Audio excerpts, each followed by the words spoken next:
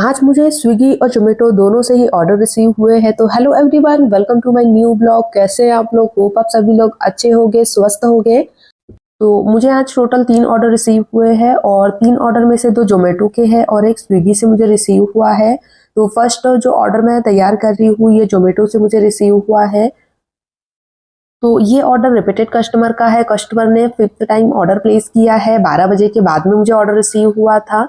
तो ऑर्डर है 1 प्लेट छोले भटूरे का, 1 प्लेट गार्लिक मैगी का और 1 रोटी का।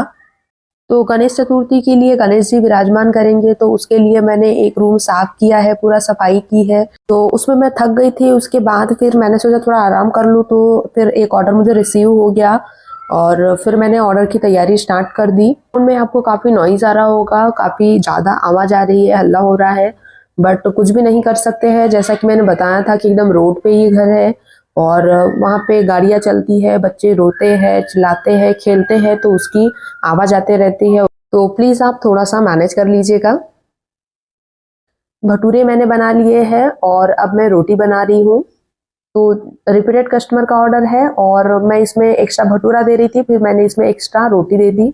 तो कुछ ना कुछ मैं एक्स्ट्रा दे देती हूँ जो भी रिपीटेड कस्टमर होते हैं। और कभी-कभार होता है कि टाइम नहीं रहता है तो नहीं दे पाती हूँ, क्योंकि टाइमिंग पे ऑर्डर को कंप्लीट करना भी बहुत इम्पोर्टेंट होता है। अगर हम टाइम पे कंप्लीट नहीं करते हैं तो उसमें भी काफ़ी प्रॉब्लम आती है। हमारा जो रेस्टोरेंट है उसको प्रॉब्लम होती है और विजिबिलिटी कम हो जाती है। तो इसीलिए मैं कोशिश करती हूँ कि ऑर्डर को मैं टाइम पे प्रिपेयर कर दूँ, तो इसीलिए कभी दे पाती हूँ, कभी नहीं दे पाती हूँ। मैक्सिमम टाइम तो मैं दे ही देती हूँ। तो सारी चीज़ें मैंने पैक कर ली है और अब लास्ट में छोले को पैक कर रही हूँ।